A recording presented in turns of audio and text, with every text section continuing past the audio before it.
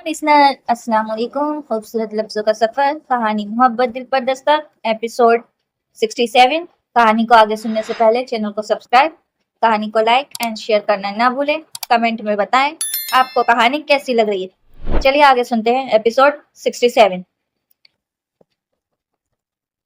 जूही और मोहित की मुलाकात। चीनी सिर्फ एक चम्मच, वह याद दहानी करा रहा था।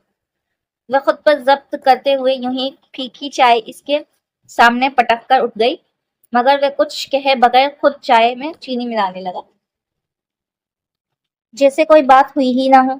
जूही के अंदर भूचाल सा उठ रहा था। जी चाह रहा था मोहित हसन कोई बात करे, कोई एक तंज और जवाबन में चीख चिल्लाकर अपना सारा गुबार निकाल ले। वैसे नहीं तो यूं ही सबको पता चल जाए कि ये शख्स जूही मीर के लिए किस कदर नापसंदीदा है।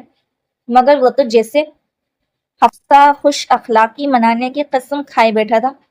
उल्टा जूही को अपना फशार खून बुलंद होता महसूस हो रहा था। वे कमरे में दाखिल हुई तो अनस कपड़े तब्दील किए बिस्तर पर दराज आंखें मूंदे लेट लिए हुए था।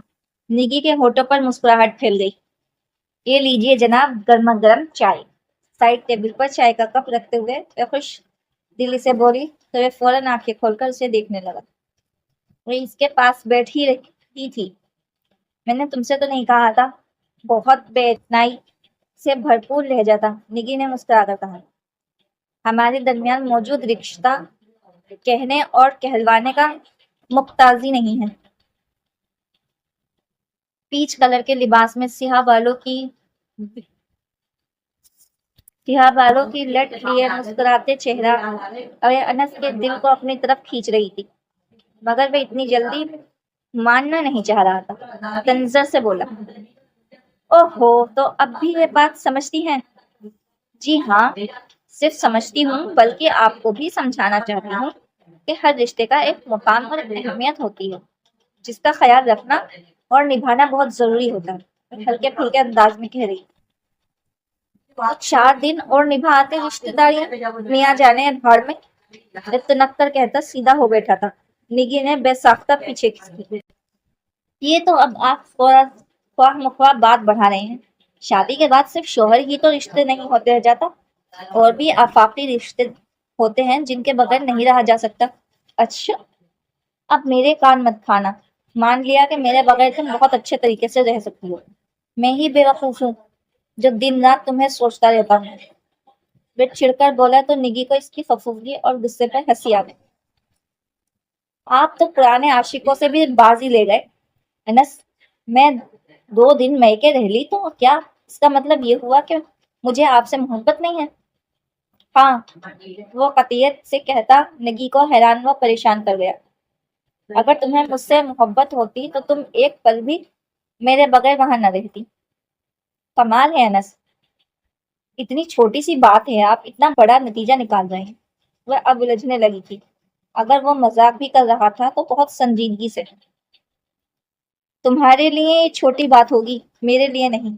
जब मैं तुमसे कह रहा था कि तुम वापसी पर मेरे साथ आओगी तो तुमने मेरी बात क्यों नहीं मानी? चंद लम्हों तक मैं खामोशी से अनस का चेहरा देखती रही। वह अभी भी नाराज था। Okay, I am sorry. वे अकलक हार मान गई।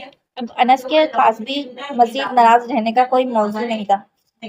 तभी तो वे पल में फासले सिमट गए। बहुत बेवफा हो तुम निगी।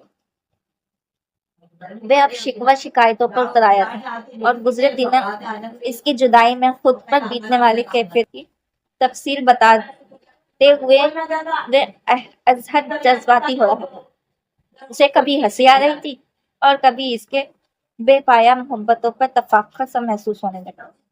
बस अब तो ये प्रूफ हो गया है निकी, मैं तुम्हारे बगैर बिल्कुल भी नहीं रह सकता। वह कतियत से कह रहा था। और मैं भी। तभी तो दूसरे ही दिन वहां से भाग आई थी।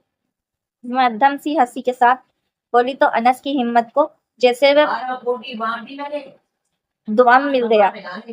नौफिल अहमद, तुम तो बिजनेस में ही गजब के मसरूफ थे, ऊपर से ये जाले अफरीदी वाला। मेरा मतलब है कि ये मॉडलिंग का चक्कर पाल कर तो और भी ईद का चांद हो गए हो। आज बहुत दिनों के बाद रात के खाने पर सब इकट्ठे हुए थे। अदनिया ने जिस अंदाज में शिकवा किया वे सबा के दिल को बहुत लगा था। यही तो मैं भी उसे कहती हूँ, इन चक्करों से घर ज्यादा जरूरी है। बस अब जिस एड की बात हो चुकी है इसके बाद खबरदार जो भी इस फील्ड के बारे में सोचा भी तो। सालेह बेगम को वाकई नौफिल की एजहद मसरूफ जिंदगी देखकर गुस्सा आने लगा था। ऊपर से सबा और इसके माबीन तनाव की इस कैफियत अब उन्हें बहुत अच्छी तरह समझ में आने लगी थी, जिसका अंदाजा उन्हें नौफिल का मॉडलिंग को फैसला ही लगा था। अभी फिलहाल तो कल हम लोग मरी जा रहे हैं, एड की शूटिंग के सिलसिले में कम से कम अच्छी तरह विश तो कर दे, वे उन्हें बहलाने वाले अंदाज में कह रहा था। Thank you. सालन का डोमा पकड़ते हुए इसने एक झिड़कती निगाह सबा के संजीदा चेहरे पर डाली। भाभी भी ठीक कहती हैं, शादीशुदा बंदे के लिए घर वालों की ज्यादा अहमियत होनी चाहिए। तुम्हें पहले ही कौन सा वक्त मिलता है घर वालों के साथ मिल बैठने का? जरीना बेगम ने मुदबराना अंदाज में कहा तो अदनिया उन्हें खशमगी निगाहों से घूरने लगी। बने बनाए गेम को बिगाड़ने में तो इनका सानी ही कोई नहीं था। सारी उम्र घर वालों के साथ ही तो बैठना है। आप लोग को पता नहीं कौन से वहम सता रहे हैं। एक मेरी मिसेज है, देखिए कितने आराम से बैठी है, न फिक्र न वहम, वे मुस्कुराते हुए कह रहा था। सालेह बेगम ने खामोशी से खाना खा की सबा पर एक नजर डालते हुए पूछा, कितने दिनों के लिए जा रहे हो? कम से कम 4 दिन और ज्यादा से ज्यादा 1 हफ्ते के लिए। वे अब अपने लिए प्लेट में चावल निकाल रहा था। फिर सबा से मुखातिब हुआ, ये कबाब देंगी जरा प्लीज? सबा ने खामोशी से प्लेट उठाकर इसके हाथ में थमा दी। इन दोनों की हरकतों बस साख्त को गहरी नजरों से देखती सालेह बेगम को टूट कर अदनिया के होठों पर हल्की सी मुस्कुराहट फैल गई। एक तो नौफिल अपनी बीवी से मुखातिब होते वक्त भी खत्म मरातब का इस कदर ख्याल रखता है कि गोया किसी और की बीवी से मुखातिब हो। बाआवाज बुलंद यूं तो नौफिल महज मुस्कुरा कर रह गया। तो ठीक है ना भाई, बीवियों ने ऐसा क्या गुनाह किया है कि उन्हें इज्जत व एहतराम ना दिया जाए? सबा ने आराम से अदनिया की बात को आगे बढ़ाना था। एहतराम अपनी जगह, मगर वो जो दोस्ताना सी बेतकल्लुफी होती है, इसका एक अपना ही हुस्न होता है। अदनिया जैसे किसी कुरेद में थी। नौफिल ने खाना खत्म करके प्लेट पर एक खिसकाई और सबा को गिलास में पानी डालने का इशारा करते हुए 2 मायने अंदाज में बोला, भाई अब मैं वो हुस्न तुम्हें दिखाने से तो रहा, बहुत कुछ पर्सनल भी होता है। बात कुछ भी नहीं थी और ना ही बामतलब थी। अगर सबा और नौफिल के ताल्लुक की आंच को सामने रखा जाता तो वे फक्त बात फेंक रहा था, मगर यहाँ इन तफूस के दरमियान इन मायना खैर जुमलों का जो मतलब निकल रहा था उसे महसूस करके सबा का दिल भी बेतरतीबी से धड़कने उठा। इसने जैसे वसल की किसी हिकायत की जानिब इशारा किया था और कुछ ना होते हुए भी सबा अपने आप में सिमट सी गई। सबा भी जा रही है ना तुम्हारे साथ? सालेह बेगम ने पुरसुकून अंदाज में गोया हलचल सी मचा दी। अदनिया के साथ साथ सबा ने भी एकदम से नौफिल की तरफ देखा, जो इनकी बात सुनकर अब पुरसोच अंदाज में घूंट घूंट पानी हलक में उतार रहा था। फिर गिलास टेबल पर रखते हुए इनकी तरफ कदरे मुस्कुराया। पहले तो मैंने भी यही सोचा था, फिर ख्याल आया कि आप अकेली रह जाएंगी, इसलिए मैंने ये सोचकर मुलतवी कर दिया। अब तुम सारी उम्र मेरे मुतालिक सोचकर सबा की हक तलाफी तो नहीं कर सकते। खुदा ना ख्वास्ता मैं इस बच्ची को यहाँ अपनी देखभाल और खिदमत के लिए तो लेकर नहीं आई जो तुम उसे यूं मेरे साथ बांधे हुए हो। मेरे पास जरीना है, अदनिया है, निगी आ जाती है, तुम अपना प्रोग्राम देखो। सबा को अपने साथ ले जाना। जब उसे ब्याह कर आई थी کھلی ہوا میں سانس تک نہیں لیا اس نے. کیا خاک خیال رکھتے ہو تم اس کا؟ یہی اچھی ہے جو اتنے صبر سے برداشت کر رہی ہے. کوئی اور ہوتی تو تمہاری ماں کو تمہارے سر پر ڈال میں کے جا بیٹھتی. انہوں نے بہت اچھی طرح دل کا غبار نکالا تھا. نوفل دم سا رہ کر انہیں دیکھ رہا تھا. امی. صبا خود اس صورتحال پر گڑبڑا سی گئی تھی. اتنی محنت سے نوفل کا کھیل جاننے والا یہی لائف ڈرامہ فلوپ ہو رہا تھا. امی میں تو محض آپ کے خیال سے.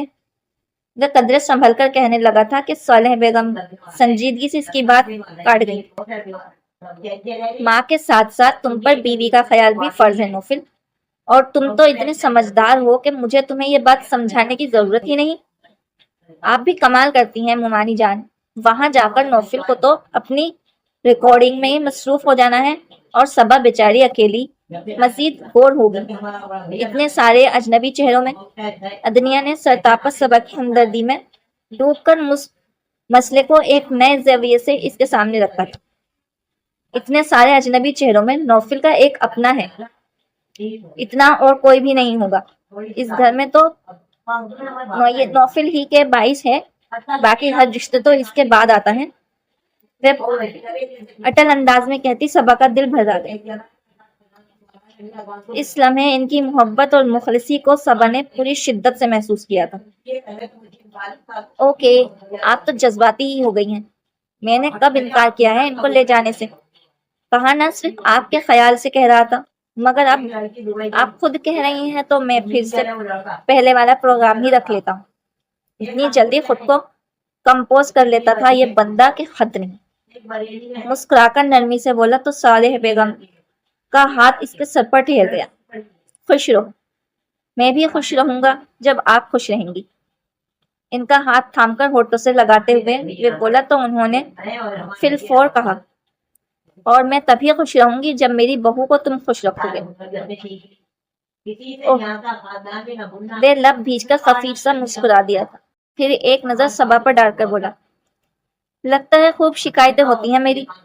اس کے عام سے انداز کے پیچھے سلگتی کیفیت صبا کو بہت اچھی طرح محسوس ہوئی تھی مگر وہ نظر انداز کیے اپنا کھانا ختم کرتی رہی. مجھے تو حسرت ہی رہی کہ کبھی یہ تمہاری شکایت کرے. اس کے منہ سے تو کبھی اف تک نہیں نکلی. صالح بیگم نے صاف گوئی سے کہا تو وہ دو بدو بولا اس بات کو آپ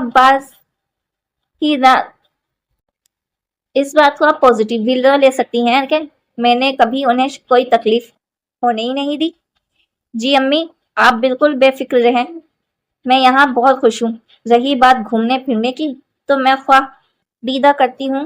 مجھے گھر میں رہنا زیادہ اچھا لگتا ہے. اپنی آزادی زندگی کو یوں ڈسکس ہوتے دیکھنا صبا کے لیے ایک تکلیف